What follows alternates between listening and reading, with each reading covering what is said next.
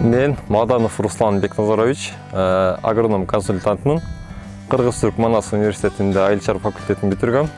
Бүтүргөндөн бери ушул багбанчылык менен иштеп келатабыз, өзүм кесибим менен. Бул жер негизинен үй бүлөлүк бизнес. 2 жылдан бери Түркия мамлекетинен көчөт алып келип иштейм. Көчөт алып келип элдерге бак кылып беребиз.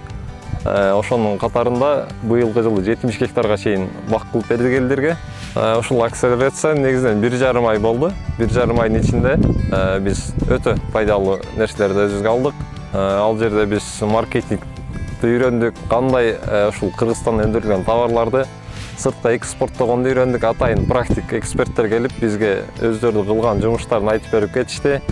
Мындай инвестиция албагандар деле, ушул эмеден утпагандар деле мындай өздөрүнө өтө пайдалуу бир нерсе өздөрүнө алышты деп ойлойм.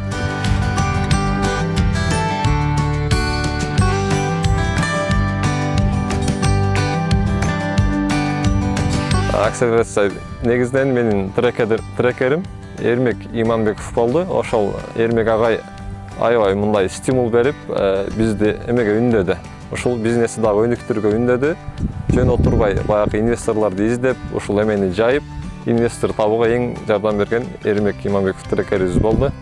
Мен 50 миллион сомго 625 000 долларга эме жазгам, проект жазгам. Ошого инвестор таптым ушул эме учурда. Буйруса ушул карлик, полукарлик көчөттөр жакында Кыргызстандан чыгат.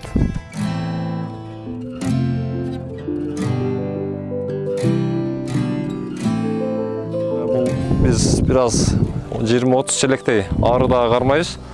Булар негиз биз бал алыш максатта эмес, бул ошол биздин бакты чаңдатуу максатында эме арларды багабыз, ары кармайбыз.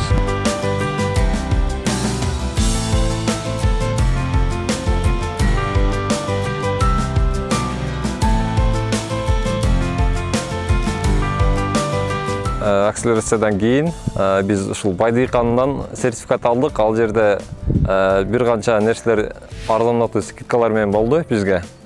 Негизинен инвесторду таптык. Ошол инвестиция эгер биз келишип калсак, буйруса келечекте буйруса ушул жерден ошондой карлик, полукарлик көчөттөрдү чыгарабыз, декоративдүү өсүмдүктөрдү, бадалдуу малина, клубниканын көчөттөрү чыгат. Жылына 1-2 миллиондон ашык көчөт чыгып турат ушул жерде.